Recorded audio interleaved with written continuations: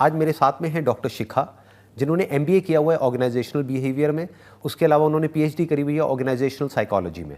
She understand the psychology of not just an organisation, but she has been in a successful relationship with a husband since last how many years? 11 years. तो आज हम जो discussion करने वाले हैं वो है बेसिकली कि क्या हैबिट्स होनी चाहिए एक सक्सेसफुल रिलेशनशिप की। First of all thank you for this opportunity, I am feeling blessed and very grateful. और मुझे सबसे अच्छी बात ये लग रही है कि आपने जो इस प्लेटफॉर्म से सबको बताने का जो अपना इनिशिएट लिया है कि habits of a successful relationship, this is something जो हमने स्कूल में नहीं सीखा, समथिंग जो हमने कॉलेज में नहीं सीखा, हमने प्रोफेशनल ट्रेनिंग्स में भी नहीं सीखा, एंड इनफैक्ट हमारे फैमिली में भी हमें कोई नहीं सिखाता है ना। और हमें सिखाता कौन है, कहाँ से सीखते हैं हम? कहीं से तो सीखते हैं, देन मूवीज से सीखते हैं। एग्जैक्टली राइट पॉइंट, हम सीखते हैं मूवीज से। उससे क्या होता है कि एक ना कुछ अलग कॉन्सेप्ट माइंड में हमारे क्रिएट हो जाता है, अनरियलिस्टिक भाई जो रियल लाइफ है एंड रियल लाइफ में उसमें हम डिफरेंशिएट नहीं कर पाते।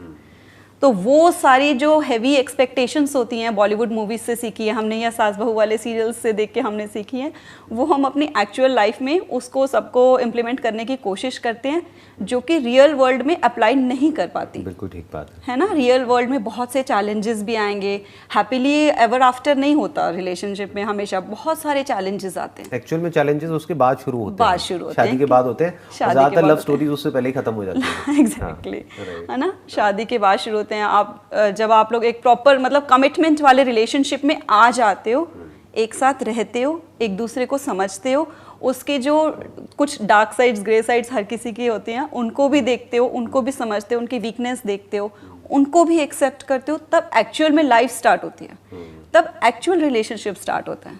तो सबसे पहली चीज़ तो यही ज़रूरी है कि आप जब रिलेशनशिप में from the very first day आपको प्रिटेंड नहीं करना होता, आप जो हो वो एक्चुअली हो, है ना। ज़रूरी नहीं है कि सामने वाला बहुत सीरियस पर्सनालिटी है, बहुत आपको लगता है देखने से कि थोड़ा सीरियस मैच्योर है, लेकिन आपका है कि आपको मतलब ऐसे ही लगता है कि हंसी मजाक करो, तो आप वैसे ही रहो।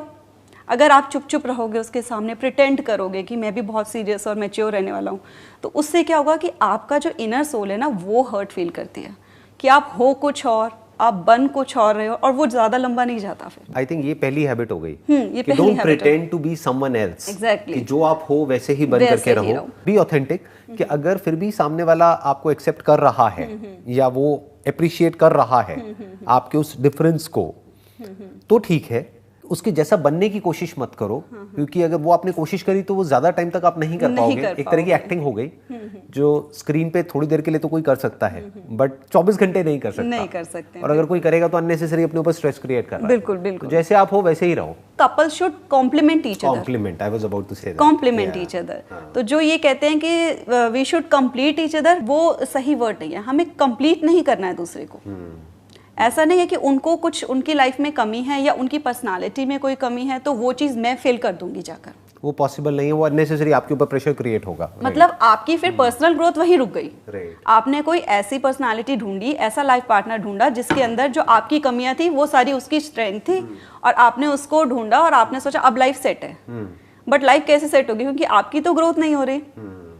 लाइफ को कहते हैं कि आप एक, जब आप ग्रो करते रहते हो ना, जर्नी है, पर्सनल ग्रोथ एक जर्नी है, तो वैसे ही आपका रिलेशनशिप भी ग्रो करता है, जहाँ पर दोनों अपनी अपनी फील्ड में या अपना अपना जो भी करना चाहते हैं, जो भी उनके एस्पिरेशंस हैं, ड्रीम्स हैं, दोनों एक दूसरे को सपोर्ट करें, बजाय कि एक दूसरे को क्रिटिसाइज करना। ज्यादातर क्या होता है, मैंने जो ऑब्जर्व किया है रिलेशनशिप्स में जो सक्सेसफुल नहीं हो पाती है, उसमें क्या होता है कि हम एक दूसरे की कमियों को ही देखते रहते हैं। अब कमियां बेसिकली देखा जाए तो और कुछ नहीं है, डिफरेंसेस हैं। तो डिफरेंसेस को देखने का एक तरीका हो सकता है कि हम सामने वाले को क्रिटिकली देखें, यानी कि उसको क्रिटिसाइज करें, तुम ऐसे क्यों हो, ऐसे क्यों हो, तुम्हें ये समझ नहीं आता, तुम ऐसे नहीं कर सकते। बट हमें समझना ये है कि बजाय इन डिफरेंसेस को क्रिटिसाइज करने के, we need to have a sense of awe, a sense of wonder, a sense of curiosity कि वो कितनी अलग है मेरे से। तो अगर हम इस तरीके से उसको देखते हैं तो आई थिंक वहां से स्टार्टिंग हो जाती है टू बिकम कॉम्प्लीमेंट्री। एग्जैक्टली। और एक दूसरे को सपोर्ट करने की शुरुआत वहीं से होगी जब हम सामने वाले के जो डिफरेंसेस हैं उसको अप्रिशिएट करें, बजाय कि उसको अपने ऐसा बनाने की कोशिश करें। बिल्कुल, अपने ऐसा मतलब कि मैं ऐसा सोचता हूँ तो तुम्हें भी ऐसा ही होना चाहिए। नहीं, ये गड़बड़ हो गई। ये गड़बड़ हो गई। फिर क्या होता है कि सामने वाला जो पर्सन होता है ना, फिर ये ना एक वो कहते हैं जो ईगो होती है ना, वो बहुत जल्दी जाग जाती है। आपने जैसे ही किसी को ये बोला कि मेरी ये चीज बेटर है, वही जैसे हमें कंपेयर भी नहीं करना चाहिए, ना अपने आप से कंपेयर करना चाहिए, ना अपने फैमिली मेंबर से, ना ही किसी और फ्रेंड से, ना अगर एक आप मेल हो तो ना अपनी मदर से। Exactly, best most important in India. और बीइंग अ फीमेल आपको अपने फादर से नहीं कंपेयर करना, अपने हस्बैंड को, फ्रॉम अ वुमेन्स पर्सपेक्टिव अपने फादर से नहीं कंपेयर करना, अपने फादर से नहीं करना कि मेरे पापा तो मेरे लिए ऐसे करते थे, मेरे बर्थडे पर तुमने तो ये कर दिया, है ना। और ऐसे हस्बैंड को नहीं करना कि मेरी मम्मी तो खाना ज्यादा अच्छा बनाती है, तुझे तो कुछ नहीं बनाना आता। तो उसमें क्या होगा कि जो आप जिससे प्यार करते हो, जिससे रिलेशनशिप को स्ट्रॉन्ग करना है ना, क्योंकि स्ट्रॉन्ग रिलेशनशिप होगा तो आपकी जो वर्क लाइफ है वो भी अच्छी रहेगी, मेंटल हेल्थ अच्छी रहेगी, आपका घर आने का मन करता है रिलेशनशिप स्ट्रॉन्ग होगा तो। Now this is scientifically proven also. Exactly, बहुत सारी ऐसी स्टडीज हुई हैं जहां पर ये निकल करके आया है कि जो हैप्पीनेस है उसका डायरेक्ट रिलेशन ना तो नेम से है, ना फेम से है, ना पैसे से है, उसका डायरेक्ट रिलेशन रिलेशनशिप से। एक बहुत बड़ी स्टडी हुई थी, ऑलमोस्ट आई थिंक 50-60 साल तक। उसमें ये निकल करके आया, 50-60 साल तक उन्होंने लोगों को मॉनिटर किया, ऑब्जर्व किया, तो उन्होंने बस सिंपल सी एक कंक्लूजन निकला कि जिसकी रिलेशनशिप अच्छी थी उसकी लाइफ अच्छी थी, जिसकी बुरी थी उसकी लाइफ बुरी थी। तो या यू वर सेइंग समथिंग, आप ये कह रहे थे कि कंपेयर नहीं करना है अपने आप से भी या किसी और से भी, उनको फुली एक्सेप्ट करो। राइट, फुली एक्सेप्ट करो। उनके अंदर जो आपको अच्छाइयाँ लग रही है, उनको भी जो आपको कमियाँ, जैसे आपने आई थिंक एक वीडियो में बोला था कि प्रायोरिटीज डिफाइन करो ना, कि आपको लाइफ में अपने लाइफ पार्टनर में एग्जैक्टली चाहिए क्या, वो सारी चीज़ें हैं, है ना, कि आपको ये चाहिए था। That was, I think, उस सेशन का नाम था secret of a happy relationship, if I am not wrong. Yes, हम इसमें ये भी कह सकते हैं कि we should be very clear कि हमको अपनी लाइफ में जो मतलब लाइफ पार्टनर चाहिए, जो रिलेशनशिप चाहिए फॉरएवर के लिए, तो उसमें हमें एग्जैक्टली चाहिए क्या। सामने वाला लॉयल होना चाहिए, उसका नेचर आपके साथ मैच करना चाहिए, आपको लगे कि आप कंफर्टेबल हो उसके साथ, तो कुछ एक लिस्ट जो है ना वो हमें जरूर बनानी चाहिए। रिस्पेक्ट करना चाहिए, रिस्पेक्ट हमारी करे। अब जो चीज़ें थी उसके लिए हम ग्रेटफुल नहीं है, जो हमें मेन चाहिए थी, जो हमारी प्रायोरिटीज थी लाइफ में, कि ऐसा हमारा पार्टनर होना चाहिए, उसको हम कर देते हैं साइडलाइन। अब वो लॉयल है, वो आपका ध्यान भी रखता है, सब कुछ करता है, बट आप लड़ रहे हो इसलिए कि मेरी फ्रेंड को कोई और गिफ्ट मिल गया और तुमने मुझे ये गिफ्ट नहीं ला के दिया। जो देखा जाए तो बहुत छोटी सी चीज़ है, बहुत छोटी चीज़ होती हैं। इन छोटी, एक्चुअल में छोटी छोटी चीज़ें ही होती हैं जिसपे कपल्स मोस्टली उनकी रिलेशनशिप जो होते हैं खराब हो रहे होते हैं। राइट, तो आपको ये बहुत क्लियर रखना है अपने माइंड में कि जब वो सारी चीज़ें उसमें हैं, बाकी कॉन्सेप्ट्स क्लियर कर लेने चाहिए अपने माइंड में, कि आपको अपनी समझ को भी उसमें डेवलप करना है कि ये कौन सी चीज़ें ज़्यादा इंपॉर्टेंट है, हमारा रिलेशन ज़्यादा इंपॉर्टेंट है कि ये छोटी छोटी चीज़ों के बेसिस पे जो हम अपना रिलेशन खराब कर लेते हैं। मैंने बहुत सी ऐसी, क्योंकि बीइंग अ फीमेल मैंने बहुत सी ऐसी फीमेल्स देखी हैं, वाइफ्स देखी हैं, जो इसी बात पे बहुत लंबा उनका झगड़ा चल जाता है कि मुझे बढ़िया गिफ्ट्स नहीं मिलते, मुझे सरप्राइज नहीं मिलते। अब किसी का नेचर है, किसी के हस्बैंड ने बहुत बिग वाला सरप्राइज दे दिया, अब जो बाकी उसकी 10 फ्रेंड्स हैं वो सब उसी बात पे लड़ रही हैं। अब आगे पीछे हो सकता है उसका हस्बैंड उसको पूछता भी ना हो, लेकिन वो सरप्राइज हो सकता है सिर्फ दिखाने के लिए हो, सोशल मीडिया पर हो, बिल्कुल, बट पीछे से कहानी हो सकता है कुछ और ही चल रहा है, हो सकता है वो आपसे बात ही ना करते, और वहीं आपका हस्बैंड है वो आपको डेली टाइम देता है और आपकी केयर करता है, लेकिन आप उससे लड़ रहे हो किसी नकली इंसान की वजह से। हाँ, जो आपको एग्जैक्ट पता नहीं है कि उनकी लाइफ में क्या चल रहा है। तो ये वही हो गया कि हमें किसी और को कंपैरिजन अगर हम लेकर आ जाते हैं, और बेसिकली स्पेशली जो सोशल मीडिया से कंपेयर हम करते हैं। तो मैंने लास्ट एक वीडियो बनाया था, उसमें भी मैंने ये बात बताई थी कि मेरी ही खुद की एक फ्रेंड थी। आपने वीडियो बनाया था इन द सेंस आपका भी अपना कोई चैनल है? जी, मेरा चैनल है। अच्छा। डॉक्टर शिखा शर्मा ऋषि नाम से मेरा चैनल है। आपका जो पर्सनल एक्सपीरियंस रहा है, मतलब मैरिज से related, because you have got 2 kids also, and आपकी शादी को 11 साल हो गए? हाँ जी, और 1 साल का, मतलब टोटल रिलेशनशिप 12 साल का हो गया। अच्छा, 12 साल का रिलेशनशिप है। तो आपका पर्सनल एक्सपीरियंस क्या रहा है? क्योंकि ऐसा तो हो ही नहीं सकता कि, क्योंकि एक अनरियलिस्टिक एक्सपेक्टेशन की जहाँ से हमने बात करी थी, जहाँ से सेशन शुरू हुआ था, बॉलीवुड से एक अनरियलिस्टिक एक्सपेक्टेशन माइंड में बन जाती है।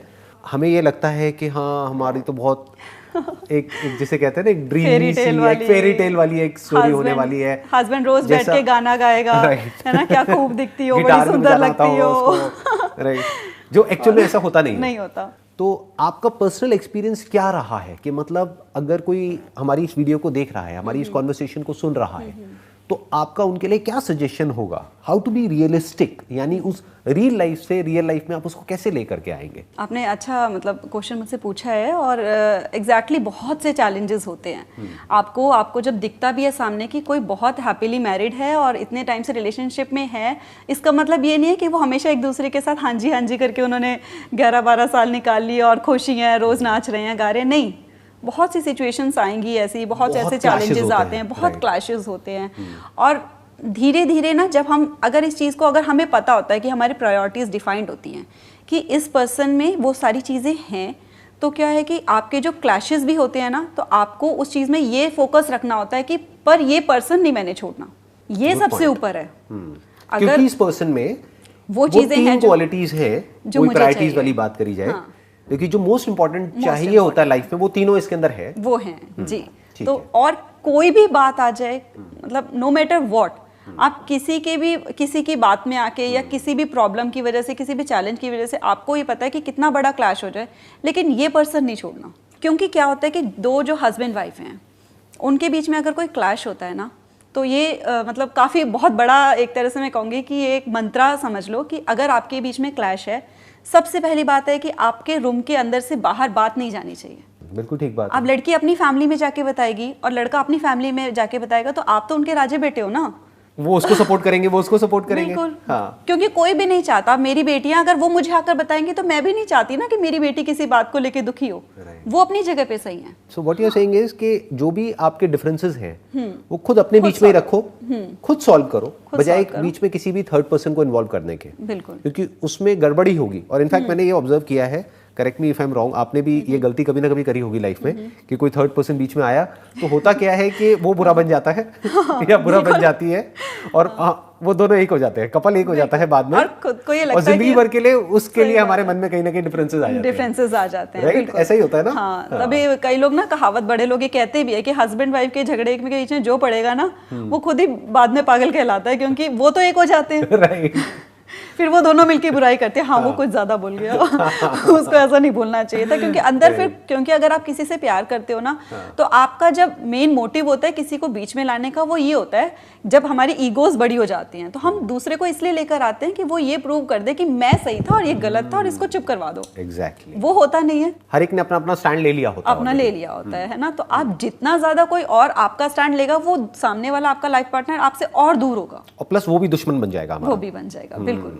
बाद में हो सकता है लाइफ पार्टनर से तो फिर भी हो जाए, एक हो जाए, भी बन जाएगा। राइट, वो बंदा तो परमानेंट हमारा दुश्मन बन जाएगा, क्योंकि गलती से भी उसके मुंह से कुछ ऐसा निकला तो वो हमको जिंदगी भर याद रह जाएगा। क्योंकि अब आपने तो लाइफ पार्टनर से रिश्ता फिर से बनाना है, तो आप उसको पूरा अच्छे से समझा दोगे, मैं तो इसलिए ले आया था, या वो खुद ही आ गए थे, है ना। तो इसीलिए थर्ड पर्सन को तो नहीं लेके आना। दूसरा, क्योंकि उसके सामने क्या होता है कि आपके लाइफ पार्टनर की रिस्पेक्ट भी डाउन हो जाती है। गुस्से में हो सकता है आपके मुंह से कोई ऐसी बात निकल जाए जो अकेले में इतना आपको हर्ट नहीं करती, लेकिन अब किसी और के सामने निकल गई तो वो 10 गुना ज्यादा हर्ट करेगी। 10 गुना ज्यादा हर्ट। तो आई थिंक ये जो सजेशन आपका है, ये सजेशन बहुत अच्छा है। ये सिर्फ कपल्स के लिए नहीं है, ये उस तीसरे इंसान के लिए भी है जो बीच में पढ़ना चाहता है और उसको लगता है कि मैं पढ़ करके सॉल्व कर सकता हूँ। कोई नहीं सॉल्व कर सकता। आइडियली अगर आपके पास या मेरे पास, हमारे पास कोई भी आए इस तरीके से कि हमारी सॉल्व करो, तो हमको दूर से उसको नमस्ते करना है और बोलना है कि पहले आप खुद कर लो। बिल्कुल। अगर नहीं हो तो कोर्ट नाम की चीज है, वहां पर जाओ और अपने आप अपना प्रॉब्लम सॉल्व करो।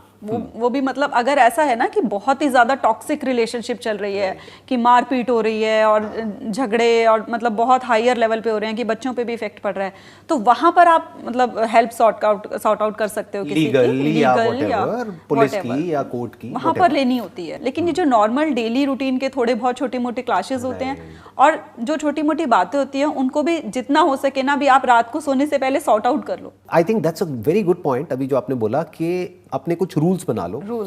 इनफैक्ट ये मुझे इंटरेस्टिंग इसलिए लग रहा है क्योंकि हमारा भी यही रूल है कि कुछ भी लड़ाई हो, कितनी भी बड़ी लड़ाई हो, उसको उसी दिन खत्म करना है और फिर जाना है सोने के लिए। बिल्कुल। ऐसे नहीं कि भाई लड़ करके नहीं सोना है, नहीं तो वो रात को हमारा सबकॉन्शियस उसको सुबह तक और बड़ा बना देगा और अगर वो खिंच गई लड़ाई तो वो कहीं तक भी जा सकती है। आपका नेक्स्ट डे खराब जाएगा। फिर क्या है कि आप हो सकता है कि आप पहले तो बात करके सॉल्व कर सकते थे, लेकिन आपको इतना लंबा पीरियड जो है रात का पूरा चुप रह के आपने निकाल दिया, सब कुछ शांत है और आप अपने अंदर ये बातें कर रहे हो, जो नेगेटिव बातें कर रहे हो अपने रिलेशनशिप को लेके, वो सबकॉन्शियस सुन रहा है उस टाइम, और वो कहीं ऐसे कॉर्नर में जाकर फीड हो जाती हैं। तो जो मोस्टली लड़ाइयों में निकल कर आती है ना बातें, पिछली लड़ाई की और 10 साल पहले की लड़ाई की, वो सारी वहीं से ही स्टोर होके निकल कर आती हैं। आप खत्म कर दोगे तो आप नेक्स्ट डे भूल जाओगे, अगला दिन भी अच्छा जाएगा। और अगर आपने कई दिनों तक इस लड़ाई को खींच लिया तो फिर एक नई प्रॉब्लम शुरू हो जाती है कि अब इसको फर्क नहीं पड़ रहा नहीं, अब इसको खत्म कौन करेगा।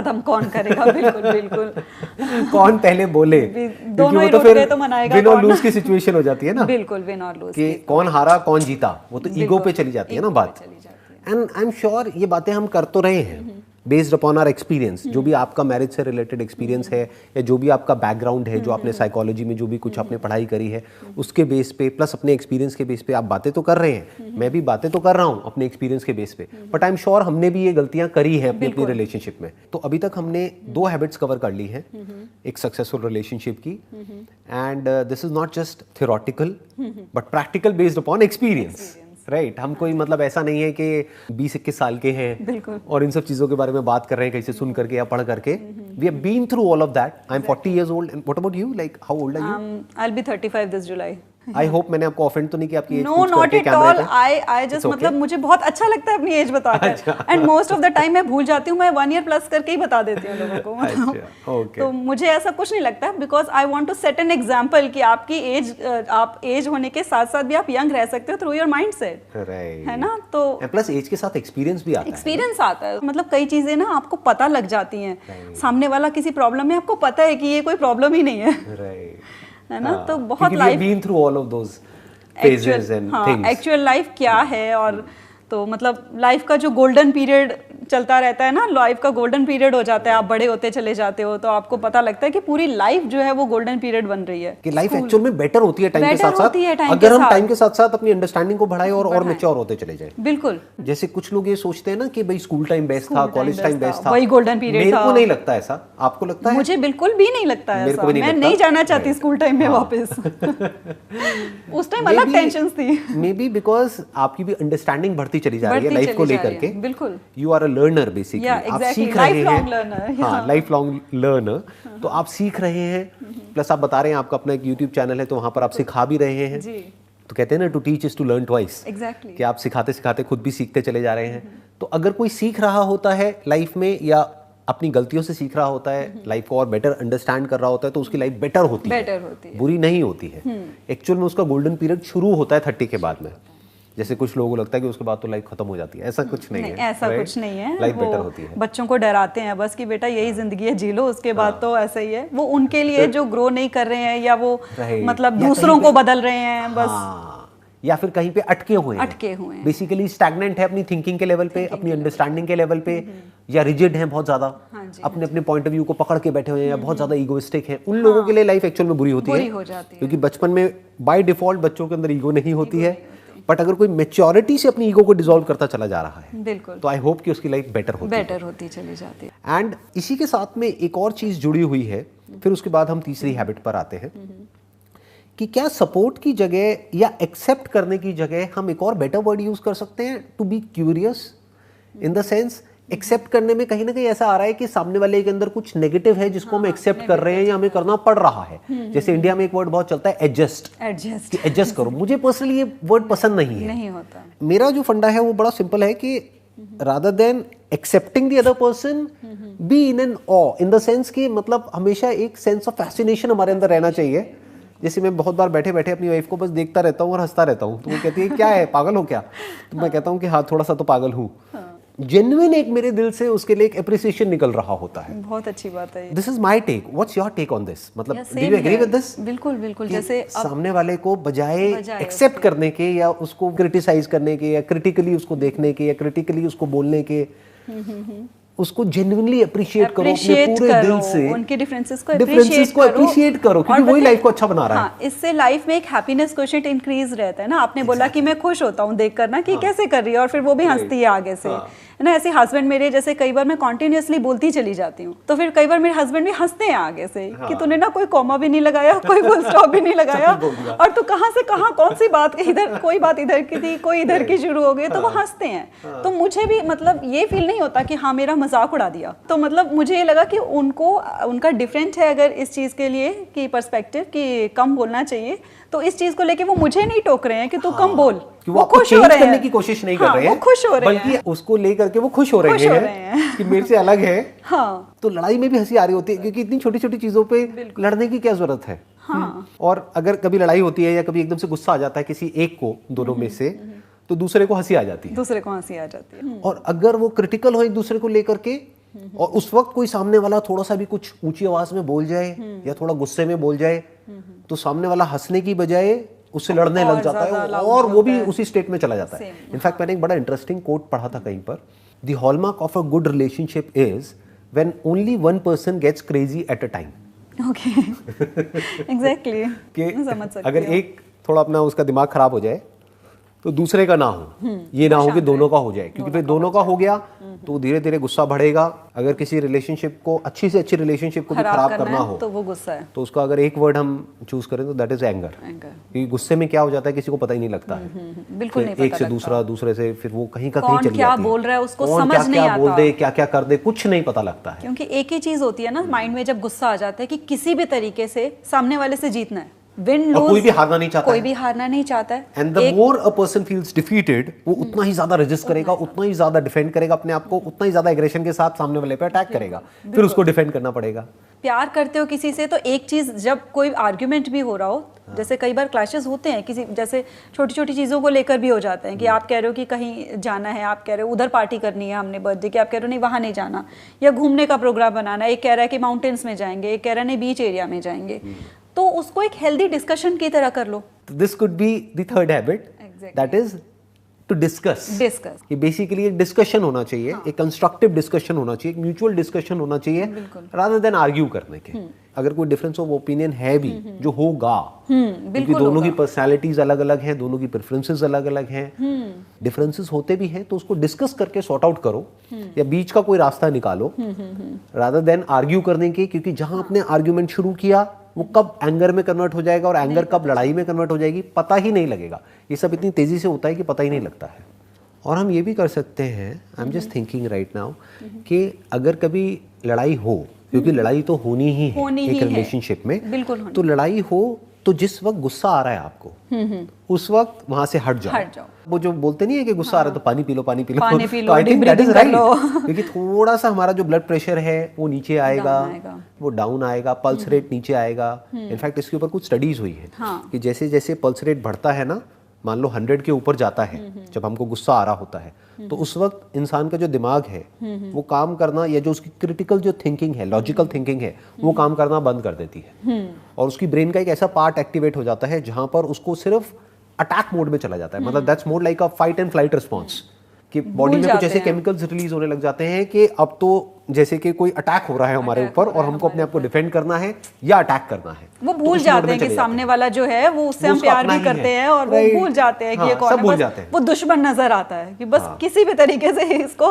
हराना है मुझे। और चाहे मैं कुछ भी मतलब कहते हैं उस टाइम पे ना, कई लोग ऐसी ऐसी बातें निकाल के ले आते हैं जिसका कोई मतलब नहीं होता, कोई मतलब नहीं है आपका। एक जैसे हम इसी की बात कर रहे हैं कि गुस्से में एक तो हमें अपनी वॉइस रेज नहीं करनी सामने वाले से बात करते हुए, दूसरा कि अगर बहुत गुस्सा आ रहा है और लग रहा है कि कुछ और ही बोल रहे हैं, थोड़ी देर के लिए हट जाओ, पानी वानी पी के वापस आ जाओ। उस वक्त क्या करना है कि वहां से चले जाओ वहां पर, हाँ थोड़ी देर के लिए, फिर थोड़ी देर बाद जा करके अपनी वाइफ को, आजकल तो इतनी इमोजीज हैं, बिल्कुल इतना कुछ है, कुछ भेज दो, वो भेज दो, बस सामने से भी कुछ आ जाएगा। अगर आप बहुत ही ज्यादा इगोइस्टिक हो, कई बार जैसे मेरी कई बार हो जाती है ईगो, मुझे लगता है कि नहीं बोलूंगी, सबकी होती है, हाँ नहीं बोलूंगी, तो फिर जब मुझे थोड़ी देर हो जाती है फिर मुझे लगता है कि मनाने भी नहीं आ रहे, और नहीं मनाया तो ज्यादा लंबी खिंच गई तो तो फिर पहले क्या होता था, जो मोस्टली फीमेल्स के पास होता है ना कि रोना शुरू कर दो, अब तो मना लेके। वो भी थोड़े टाइम के बाद जब आप मैच्योर होना शुरू होते हो तो पता लगता है यार लड़ाई तो सॉर्ट आउट हो जाती है, अगले दिन पूरा दिन सिर दर्द होता है रोने की वजह से। तो रोना भी वो गिव अप कर दो। और उसके बाद यही है कि अगर ईगो इतनी ज्यादा है कि आपसे बोला नहीं जा रहा, सामने जाके फेस नहीं किया जा रहा, तो आपके पास फोन है, व्हाट्सएप करो, इमोजीज भेजो, GIF है वो भेजो, कोट्स निकाल कर भेजो, गुस्सा आ रहा है तो बात करने की बजाय उस वक्त अपने मोबाइल को यूज करके लिख दो, क्योंकि लिखने में एटलीस्ट आपका वो जो टोन ऑफ वॉइस है ना, जो एंगर के टाइम पे कन्वर्ट हो जाती है, वो नहीं होगी। एटलीस्ट एक्सप्रेशंस तो नहीं दिखेंगे, एक्सप्रेशंस नहीं दिखेंगे और उसकी आवाज नहीं सुननी पड़ेगी, उससे सामने वाला इरिटेट नहीं होगा। दूर दूर चले जाओ और लिख करके अपनी लड़ाई को सॉल्व करो। जो भी करना है, जो भी मन की बात है, लिखते जाओ लिखते जाओ लिखते जाओ, और सामने वाले को भी लिखने दो, वो भी कुछ ना कुछ लिखेगा या लिखेगी। इसमें एक चीज और है कि जैसे विन एंड लूज वाली होती है, हमें लगता है कि अगर हम जीत जाते हैं यानी कि सामने वाले को हमने गलत प्रूव करना है। तो अगर रिलेशनशिप को स्ट्रॉन्ग करना है ना, तो उसका सबसे बड़ा सीक्रेट है कि अगर आप आर्ग्यूमेंट में हार गए हो ना, आप वो हो जिसने कि एंड करा है आर्ग्यूमेंट को, तो आप जीते हो। जैसे बोलते हैं हार के जीतने वाले को बाजीगर कहते हैं। हार के जीतने वाले को बाजीगर कहते हैं। एक्चुअली इन रिलेशनशिप जो पहले गिव अप कर देगा वो जीता है। और सबसे बड़ी बात यह है कि हम ना इससे नेक्स्ट पॉइंट पे आ सकते हैं कि अपनी मेंटल पीस सबसे इंपॉर्टेंट है। जब आपको लग रहा है कि because of this argument, unnecessary argument, आपकी प्रोफेशनल लाइफ सफर कर रही है, आपकी प्रोडक्टिविटी लो हो रही है, तो बेटर है कि आप उसको सॉर्ट आउट कर दो। बिल्कुल ठीक बात है ना, कि मतलब सामने वाले के फायदे के लिए ना सही, अपने फायदे के लिए, क्योंकि अपने आप से तो हर कोई प्यार करता ही है ना। अपने आप से हर कोई प्यार और करना चाहिए। ये वही बॉलीवुड मूवीज ये सिखाती है कि मैं सबसे ज्यादा दुनिया में तुमसे प्यार करता हूँ, मैं अपने से भी ज्यादा तुमसे प्यार करता हूँ, जो झूठ है। ऐसा एक्चुअल में नहीं होता है। अब अगर इमेजिन करो, जिसको भी आप कह रहे हो कि मैं सामने वाले से प्यार करता हूँ, जो भी आपकी प्यार की डेफिनेशन है, एक तो प्यार की डेफिनेशन ही बहुत सारे लोगों की हिली हुई है, तो अगर वो सामने वाला पर्सन आपको प्लेजर दे रहा है तब तो आप कहते हो कि मैं उससे प्यार करता हूँ, बट अगर वो पेन दे रहा है तो भी क्या आप कहोगे कि वो मैं उससे प्यार करता हूँ या करती हूँ? Only in movies, impossible, only in movies. जैसे मूवीज में दिखाते हैं कि उसने उसको व्हाटएवर हाथ उठा दिया है, थप्पड़ मार दिया, तब भी मैं उससे प्यार करती हूँ, व्हाटएवर। ऐसा एक्चुअल में नहीं हो सकता, क्योंकि नफरत हो जाएगी कहीं ना कहीं उस इंसान से ही। वो भी इस केस में जैसे आपने बताया कि हाथ उठा दिया, और एब्यूसिव रिलेशनशिप में भी होती हैं कई फीमेल्स, लेकिन वो नहीं निकल रही होती इस वजह से कह के कि नहीं मैं प्यार करती हूँ। बट मोस्टली क्या होता है कि जो फीमेल्स हैं ना, उनको फाइनेंशियली इंडिपेंडेंट नहीं होना सिखाया। राइट। वो नहीं चाहती कि वो वहां से निकल के अपने पेरेंट्स पे बोझ बन जाए। उसकी वजह से वो एब्यूसिव रिलेशनशिप्स को भी फंस रही है। बेसिकली वो बेसिकली कॉम्प्रोमाइज है क्योंकि जो करना पड़ रहा है बिकॉज ऑफ सिक्योरिटी इश्यूज, और क्योंकि फैमिली ने सिखाया शुरू से कि आपको जो भी सिचुएशन हो आपको एडजस्ट करना पड़ेगा। खुद को भूल जाओ, आपको जो भी है जैसा भी, आपको अपने हस्बैंड का ध्यान रखना है, उसकी फैमिली का ध्यान रखना है, और अगर आप अपने बारे में सोचते हो तो आप सेल्फिश हो। बेसिकली खुद ही खुश नहीं हो अपनी लाइफ को लेकर के, अपने आप से, तो आप किसी और को कैसे खुश रख? इम्पॉसिबल। बिल्कुल ऐसा है, जो खुद गरीब है वो किसी को क्या देगा? बिल्कुल। मतलब बीइंग अ मदर, अगर मेरे पास डॉटर्स हैं, मुझे फैमिली, मेरे मदर इन लॉ हैं, हस्बैंड है, सबको देखना है, लेकिन फिर भी अगर मेरे को पता है कि मुझे अपने लिए अपनी फिटनेस का ध्यान रखना है, मुझे मॉर्निंग में 1 आवर लगाना ही है योगा के लिए, जब मुझे ऐसा लग रहा है कि बहुत ज़्यादा काम हो गया है और मेरा माइंड भारी हो रहा है, तो मैं अपने हस्बैंड को कह रही हूँ कि आप प्लीज़ देखो 15-20 मिनट्स के लिए मुझे मेडिटेट करके आना है अपने मेंटल पीस के लिए, बिकॉज मुझे पता है कि मैं खुश रहूँगी तो मैं बाकियों को भी खुश रखूँगी। तो अभी तक हमने 3 हैबिट्स डिस्कस करी है, और तीसरी हैबिट थी डिस्कशन, यानी कि आर्ग्यू नहीं करना है, डिस्कस करना है, क्योंकि आर्ग्यूमेंट से एंगर जनरेट होता है। एंगर सारी प्रॉब्लम्स की जड़ है एक रिलेशनशिप में। आई थिंक डिस्कशन को भी अगर एक स्टेप और आगे बढ़ाया जाए तो डिस्कशन इस तरीके से करना है कि जहाँ पे हमको पॉजिटिव वर्ड्स यूज करने हैं, ना कि नेगेटिव वर्ड्स के। नेगेटिव वर्ड्स को यूज करने का मतलब हो गया कि मैं इतना परेशान हूँ, तुम्हें समझ नहीं आता है क्या? That could be one way of saying the same thing, expressing yourself in one way। और एक दूसरा तरीका हो सकता है उसी बात को कहने का कि आज मैं थोड़ा सा परेशान हूँ। इट वुड बी गुड कि अगर हम थोड़ी देर तक साथ में बैठ जाएं। बिल्कुल। बेसिकली जो रिलेशन है रेत की तरह है, आप ऐसे रखोगे वो आपके हाथ में रहेगा, सामने वाला पर्सन आपके साथ है, आपका रिश्ता। आप उसको कस के बंद करोगे और कस के बंद करोगे, वो सारी रेत फिसल के निकल जाएगी, आपका रिलेशन कमजोर हो गया। Good point. तो उससे क्या है कि आप रह तो साथ रहे हो, लेकिन आप रहना चाहते नहीं हो, या रहना पड़ रहा है because of society, because of family pressure, because of whatever reasons, उसका फिर कोई फायदा नहीं है उसका। तो फ्री रहो एक दूसरे की, जो करना चाहते हैं उसमें वही कि एक दूसरे को करने दो, फ्रीडम दो करने की। तो इससे सामने वाले को भी लगता है कि मुझ पे ट्रस्ट करते हैं। मतलब बेसिकली ये हो गया कि एक दूसरे का, वही बात आ गई ना जहाँ से हमने सेशन को शुरू किया था, कि एक दूसरे का सपोर्ट सिस्टम बनो, कि मतलब जो सामने वाला अपने लिए हर एक की डेफिनेशन अलग अलग होती है ग्रोथ की। हर एक के लिए खुद को प्यार करने का मतलब अलग अलग होता है, कोई सेट डेफिनेशन नहीं है। सेल्फ लव का मतलब आपके लिए कुछ और हो सकता है, मेरे लिए कुछ और है। तो जो भी आपके लिए उसका मतलब है सेल्फ लव का या सेल्फ ग्रोथ का, उसको सामने वाले को अप्रिशिएट करना है कि let her do whatever she want, as far as कि वो टॉप 3 जो हमारे जो वो है, ट्रस्ट हो गया, ये हो गया, रिस्पेक्ट हो गया, उस पे कॉम्प्रोमाइज नहीं हो रहा है, लेट हर डू और let him do whatever he और शी वांट्स। तो ये हो गया इंडिपेंडेंस प्लस इंटरडिपेंडेंस, कि जितना हम सामने वाले को स्पेस देंगे, हाँ जी, उतना ही वो हमारे पास और ज्यादा आएगा या आएंगे। हाँ, और ऐसे अपने लिए भी खुद भी जितना इंडिपेंडेंट रहोगे, है ना, अपने मतलब छोटे मोटे काम है उनके लिए इंडिपेंडेंट हो, अपने आप से प्यार करते हो। अपने आप से प्यार करने का मतलब क्या? जब वो सेल्फिश भी ना हो और अपने आप से आप प्यार भी करते हो, कि आपको कोई ये भी ना कहे कि देखो सेल्फिश एक नेगेटिव वर्ड है ना, कि आप सेल्फिश तब होते हो कि जब आप दूसरे का बुरा करके अपना अच्छा करते हो। और सेल्फ लव का मतलब क्या है कि आप अपने आप से भी प्यार करते हो। अब जैसे फॉर एग्जांपल कि अगर मोस्टली जो फीमेल्स के पर्सपेक्टिव से मैं बताऊंगी कि फीमेल्स को मोस्टली ये बचपन से ही सिखाया जाता है कि आपको दूसरों की नीड्स को पहले ध्यान में रखना है, अपनी नहीं रखना है। मतलब अगर कोई मदर है, उसको भूख लगी है बहुत ज़ोर की, बच्चे नहीं आ रहे हैं, वो सबको बुला रहे हैं, लेकिन अगर वो बैठ के खाना खा रही है, पहले तो सोसाइटी जज करती है कि मदर खा रही है, देखो सबसे पहले बैठ के।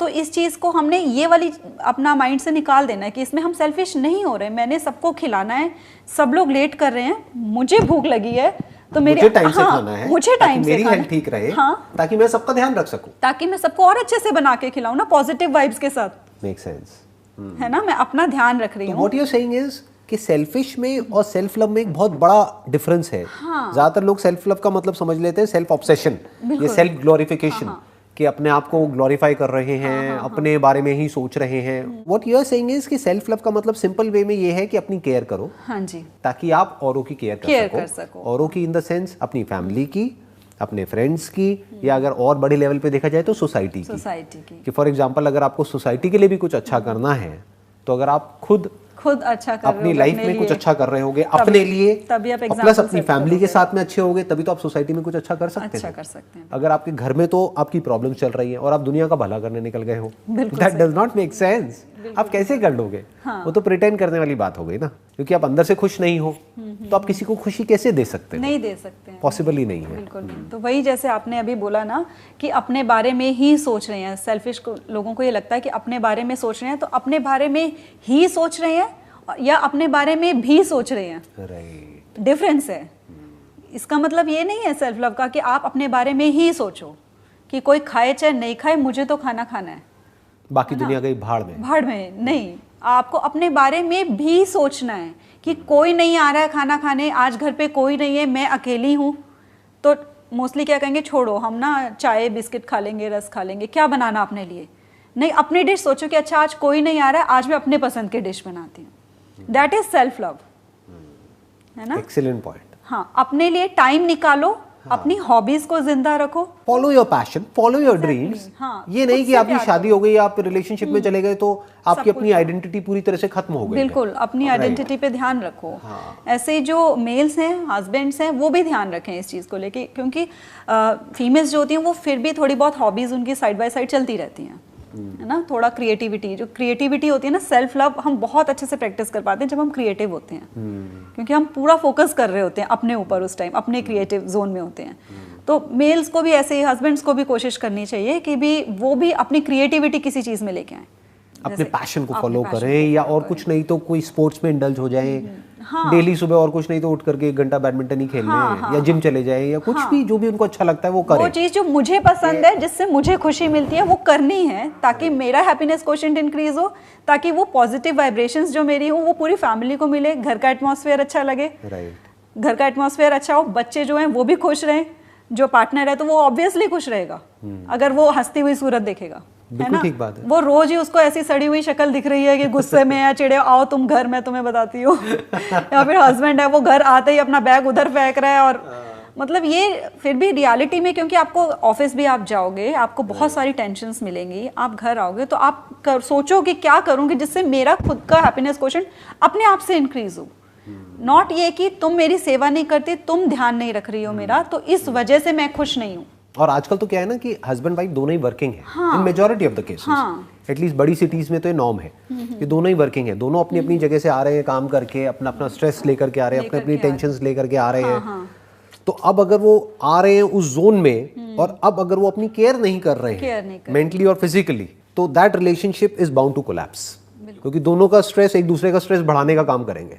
घर पे आएंगे दोनों बोलेंगे कि तुम्हें पता नहीं है मेरे साथ में क्या हुआ है, वो कहेगा तुम्हें नहीं पता मेरे साथ में क्या हुआ है। हाँ, और दोनों अपनी जगह पे सही भी हैं, दोनों अपनी जगह पे बिल्कुल ठीक है। हाँ, लेकिन तो ये नहीं एक्चुअल में करना क्या है कि वहां पर बजाय सामने वाले को अपना पॉइंट ऑफ व्यू समझाने के पहले खुद की केयर करनी है, खुद के लिए टाइम निकालना है, खुद की मेंटल और फिजिकल हेल्थ को ठीक करना है, ताकि अगर सामने वाला बीमार भी हो मेंटली फिजिकली उस वक्त उसको सपोर्ट कर सकें। अभी खुद से एक बार क्वेश्चन पूछे हम बैठ कर ना, कि हम एक्सपेक्ट तो करते हैं कि सामने वाला हमें खुश रखे, पहले अपने आप से पूछो कि मैं अपने आप को खुश रखने के लिए क्या करता हूँ, है ना। देखो क्या करते हो, फिर कुछ आंसर मिल रहा है कि नहीं मिल रहा है, क्योंकि रिस्पॉन्सिबिलिटी सबसे पहले वही, हमारे को जो ये बॉडी मिली है तो सबसे पहले हमारी रिस्पॉन्सिबिलिटी इसकी तरफ है। अपने आप को अपना नाम लेके बोलो कि मैं शिखा हूँ, मैं शिखा को खुश रखने के लिए क्या करती हूँ। क्या हम ये भी कह सकते हैं कि जरूरी नहीं है कि आप खुशी को फॉलो करो, क्योंकि मैंने ऑब्जर्व ये किया है कि जो लोग खुशी को फॉलो करते हैं वो कहीं ना कहीं जा करके फंस जाते हैं। अच्छा, क्योंकि एक्चुअल में हमको अगर फॉलो करना ही है तो शुरू में हमको पेन को फॉलो करना होगा, क्योंकि अगर आपको अपनी फिटनेस को मेंटेन करना है तो आपको मजा तो नहीं आएगा ना एक्सरसाइज करके, या जिम जा करके मजा तो आएगा नहीं। जो भी कुछ करोगे दोज आर लाइक सैक्रिफाइसेस। तो अब बेसिकली सेल्फ लव का मतलब ये हो सकता है कि आप खुद के लिए, जैसे आप औरों के लिए, अपने बच्चों के लिए दर्द भी सहने को तैयार हो। स्पेशली एक जो माँ होती है वो एक बच्चे का दर्द महसूस कर लेती है और बच्चे के लिए दर्द सह लेती है ताकि बच्चे को कोई दर्द ना हो, बच्चे को कोई प्रॉब्लम ना हो। इसी तरह से सेल्फ लव का मतलब ये हो सकता है कि आपको चाहे खुद को फिजिकली, इमोशनली, मेंटली पेन भी देना पड़ रहा है तो दो। हाँ, उस पेन में भी, क्योंकि फिर हमें खुशी मिलती है, क्योंकि पेन से निकल करके ही आप एक फिटनेस वाली स्टेट तक, फिजिकल मेंटल फिटनेस को अगर अचीव करना है तो ऐसे ही नहीं हो जाएगा, ऐसे ही खुशी नहीं मिल जाएगी। बिल्कुल। फॉर एग्जाम्पल अब ये हमारी कॉन्वर्सेशन हो रही है, इसको कोई अगर देखेगा और उसको आदत नहीं है इतने लंबे पॉडकास्ट सुनने की या देखने की, वो परेशान हो जाएगा, उसको इमोशनली, साइकोलॉजिकली उसको एक टॉर्चर के जैसा लगेगा। ये वो कहेगा ये क्या बातें हो रही है, क्योंकि आजकल लोगों की आदत क्या है, इंस्टेंट ग्रेटिफिकेशन। उनके लिए खुशी का मतलब क्या है कि एक वीडियो देखी, एक सॉन्ग सुना, उसके बाद दूसरा सॉन्ग, तीसरा सॉन्ग अपने आप ऑटो प्ले पे चलता चला जा रहा है, अटेंशन स्पैन ऑलमोस्ट जीरो है। तो अब हो सकता है इस सेशन को समझने के लिए उनको एफर्ट करना पड़े, उस साइकोलॉजिकल पेन से होकर के गुजरना पड़े। बिल्कुल। तो उनको ये भी सहना पड़ेगा अगर एक्चुअल में वो खुद से प्यार करते हैं। बिल्कुल, कि आप अपने लिए एक्स्ट्रा माइल भी जा रहे हो कि नहीं, अपने लिए भी। एग्जैक्टली। औरों के लिए तो हर कोई जाता है, औरों के लिए इन द सेंस अपने बच्चों के लिए तो एक माँ जाने को तैयार है, बट सेल्फ लव का असली मतलब ये है क्या वो माँ अपने खुद के लिए भी साइकोलॉजिकल, फिजिकल और वो सारे पेन सहने को तैयार है, ताकि वो खुद को मेंटली और फिजिकली फिट रख सके, जिससे कि वो औरों का ध्यान रख सके। तब हम कह सकते हैं कि एक्चुअल में वो खुद से प्यार करती है और औरों से भी प्यार करती है। बिल्कुल। सेल्फ लव का मतलब ये नहीं है कि हम प्लेजर्स में इंडल्ज हो जाएं, हाँ, नहीं, बल्कि वो मतलब नहीं, असलियत में ये है, क्योंकि नहीं तो होगा क्या, सेल्फ लव का मतलब हम क्या समझेंगे, फॉर एग्जांपल कोई बंदा है वो कहेगा कर लेता हूं और उससे मुझे और ज्यादा हैप्पीनेस मिलेगी। हाँ, नहीं, वो भी एक एग्जांपल हो गया। नहीं तो एक simple example day to day basis पे अगर इसको रिलेट किया जाए, सेल्फ लव का मतलब लोग क्या निकाल सकते हैं कि यार मैं ऑफिस से बहुत थका हुआ आता हूँ तो डेली रात को अगर 2-4 पैक लगा लिए तो क्या जाता है, बिल्कुल मेरे को अच्छा लगता है ना, मुझे अच्छा लगता है, आई लव माई सेल्फ, है ना, मैं अपने लिए क्या इतना नहीं कर सकता। आप समझ गए वो क्या कर रहा है बंदा, वो जस्टिफाई कर रहा है अपनी एक गलत हैबिट को, जो लॉन्ग टर्म में ना उसके लिए अच्छी है ना उसकी फैमिली के लिए अच्छी है। तो एक्चुअल में ऊपर ऊपर से लग रहा है देखने में कि वो खुद से प्यार करता है, ना वो खुद से प्यार करता है ना अपने बच्चों से और अपनी फैमिली से प्यार करता है। क्योंकि अगर एक्चुअल में करता होगा तो वो उस आदत को छोड़ेगा और कोई नई आदत बनाएगा। शॉर्ट टर्म में हो सकता है उसको दर्द भी होगा, लेकिन लॉन्ग टर्म में वो दर्द अच्छा है उसके लिए। मतलब आप बेटर वर्जन बनते हो, बेटर वर्जन तभी बनोगे ना जब आप पेन को सहने के लिए तैयार होगे। बिल्कुल सही, नहीं तो बन ही नहीं सकते। बिल्कुल सही बात है। That may be the definition of self love। ये हो गई हमारी चौथी habit. Last but not the least, 5वीं हैबिट अगर आपको कुछ बोलनी हो तो वो क्या हो सकती है? तो जैसे हम बैंक में बैलेंस रखते हैं, अमाउंट होता है डेबिट एंड क्रेडिट। आप ये मेंटालिटी रखो कि जब आपका आर्ग्यूमेंट हुआ, क्लैश हुए, जो कि नॉर्मली होंगे लाइफ में, हैप्पीली एवर आफ्टर भी क्लैशेस होते हैं, सबके होते हैं, मेरे होते हैं, सर के होते हैं, मतलब ऐसा नहीं है कि किसी के नहीं होते होंगे, सबके होते हैं। आपको ये देखना है कि आपका अगर क्लैश हुआ, छोटा मोटा ऐसी आपकी कोई बात हुई जिसकी वजह से डिफरेंसेस आए, तो आपने उसको कैसे दोबारा से फिल करना है। जो आपका बैंक बैलेंस है वो डेबिट हो गया वहाँ से अमाउंट। यहाँ पर मेरे को एक रिसर्च याद आ रही है इस पॉइंट पे, ये जो पॉइंट अभी आप कह रहे हैं, इस पे एक रिसर्च भी हुई है बहुत बड़ी। मतलब एक डॉक्टर हैं जिन्होंने 3000 कपल्स के ऊपर एक बहुत बड़ी रिसर्च करी है, जहाँ पर ये निकल करके आया है कि अगर आपका एक कॉन्फ्लिक्ट होता है तो उसको कॉम्पेंसेट करने के लिए आपको 5 कुछ अच्छा करना पड़ता है। मतलब अगर आप एक कुछ बुरा करेंगे तो 5 कुछ अच्छा होना चाहिए उसको कॉम्पेंसेट करने के लिए। तो आइडियली ये balance I think it should be around 5:1 और बेटर स्टिल 10:1। हाँ, ये कि मतलब ये नहीं सोचना कि इट विल बी 10:0 कि हमारे तो कोई क्लैशेस ही नहीं होंगे, ऐसा कभी हो ही नहीं सकता। डिफरेंस ऑफ ओपिनियन होगा ही होगा, लड़ाई झगड़े होंगे ही होंगे, क्लैशेस होंगे ही होंगे, बट द पॉइंट इज ये कि उसको कॉम्पेंसेट करने के लिए आपके पास में बैंक बैलेंस कितना है, कि आपके बैलेंस में आपका जो रिलेशनशिप बैलेंस है वो कितना है, कि उसमें कितना एक तरीके से जैसे पैसा पड़ा होता है तो कितना आपके पास में अच्छे जो एक्सपीरियंसेस हैं वो पड़े हुए हैं, अच्छी मेमोरीज क्या हैं, अच्छे एक्सपीरियंसेस क्या हैं, उसको वो फिर कॉम्पेंसेट कर जाएगा, कॉम्पेंसेट करना पड़ेगा। तो कि अगर आपका बैलेंस 100 है और आपने 2 4 5 चीजें कुछ गड़बड़ कर भी दी, राइट, लड़ाई झगड़ा कर भी दिया या कभी कुछ बोल भी दिया, तो इतना फर्क नहीं पड़ेगा। बट आपका बैलेंस 0 है, फिर आपने एक भी बात उल्टी बोल दी या कुछ कर दी तो वो मल्टीप्लाई हो जाएगी, माइनस में चला जाएगा। तो इसमें बहुत एक अच्छा टिप होता है, क्योंकि इसमें जब हम थोड़ा टाइम हो जाता है हमारे रिलेशनशिप में तो हमको सॉरी की कोई वैल्यू रहती नहीं है। हमें लगता है कि सामने वाला सॉरी बोल रहा है तो उसको ये कैसे हमें फील हो कि भी हम एग्जैक्टली सॉरी बोलना चाह रहे हैं, हम सॉरी हैं भी कि हम सिर्फ सॉरी बोल रहे हैं। अंदर से अगर फील करवाना चाहते हो, रियलाइज करवाना चाहते हो कि एक्चुअली आप सॉरी हो, तो फिर आप उसको कॉम्पनसेट करो। कुछ 5-10 चीजें आपको पता है तो वो करो, rather than saying sorry sorry sorry every time। ये एक तरह से रिवॉर्ड और पनिशमेंट हो गया। बिल्कुल, कि जब भी आपने कुछ गलत किया तो आपको 5 गुना उसका देना पड़ेगा। बिल्कुल, तो अपने आप ही आप गलत करना बंद कर दोगे। क्योंकि हमें रिलेशनशिप में लोग ये समझते हैं, इस गलत फहमी में जीते हैं कि सामने वाले को संभालना है, जबकि एक्चुअल में हमें खुद को संभालना है ना। बिल्कुल। तो खुद को हम कैसे संभालेंगे? Through reward and punishment. बिल्कुल, यही एक मैकेनिज्म है जिसके थ्रू हम संभाल सकते हैं। तो हमें ये क्लियर होना चाहिए कि अगर मैंने कुछ गड़बड़ करी इस रिलेशनशिप में तो मुझे उसका 5 गुना वो भरना पड़ेगा। क्या बोलते हैं, हरजाना या जो भी होता है लगान या वो भरना पड़ेगा, यानी कि मुझे उसको कॉम्पेंसेट करने के लिए 5 गुना कुछ अच्छा करना पड़ेगा। That could be anything. For example, हाँ, जैसे मेरे हस्बैंड को मूवीज देखनी नहीं पसंद बाहर जाके, अगर मुझे पता होता है कि कुछ ऐसी बात हुई है तो मैं सॉरी नहीं बुलवाती। पहले मुझे लगता था सॉरी बोल दो, वो ईगो बूस्ट होती है बस सॉरी से। तो मैं कहती हूँ अब मूवी देखने चलना पड़ेगा।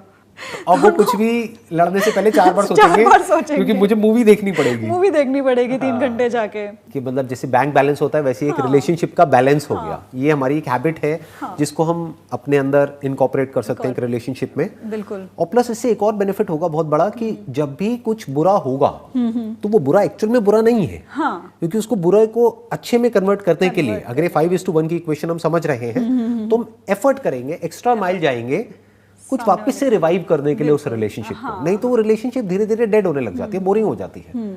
उसको इंटरेस्टिंग बनाने के लिए जब भी लड़ाई हुई हमने कुछ अच्छा किया तो वो एक तरह से आपके बैंक अकाउंट में कुछ ऐड हो रहा है। वो फ्रेशनेस भी मेंटेन रहती है, वो फ्रेशनेस भी मेंटेन रहती है। जब हम इस तरह का टेक्स्ट भेजते हैं, प्लस जब आप कोई रायता फैलाओगे या जब कुछ गड़बड़ करोगे रिलेशनशिप में, उस वक्त ये बैंक बैलेंस आपके बहुत काम आएगा, ये रिलेशनशिप बैलेंस काम आएगा। बिल्कुल सही बात है, क्योंकि आपके पास जब क्लैशेस भी कभी होंगे तो आपके पास जो वो पॉजिटिव मेमोरीज, पॉजिटिव एक्सपीरियंसेस है ना, वो फिर उस पर हावी हो जाते हैं। आप सोचो, कितना ही कोशिश कर लो नेगेटिव सोचने की सामने वाले पर्सन के बारे में, जैसे ओवर थिंकिंग करता है हमारा माइंड जब क्लैश होता है, आप कितनी भी कोशिश करोगे ना, अगर आपका बैंक बैलेंस जो है वो अच्छे से भरा हुआ है ना, तो वो उसके ऊपर हावी हो जाता है। वो कहते हैं, आप मन में सोचोगे नहीं ये ऐसे करता है, वो कहेगा कहाँ नहीं करता, बैंक बैलेंस देखो तो है। हाँ, कितना कुछ है बैंक बैलेंस में, कहाँ करता है, ये तो छोटी सी बात है। तो ये बिल्कुल ऐसा हो गया कि कोई आदमी कह रहा है कि मैं तो गरीब हूँ और उसके बैंक बैलेंस में करोड़ों रुपए पड़े हुए हैं।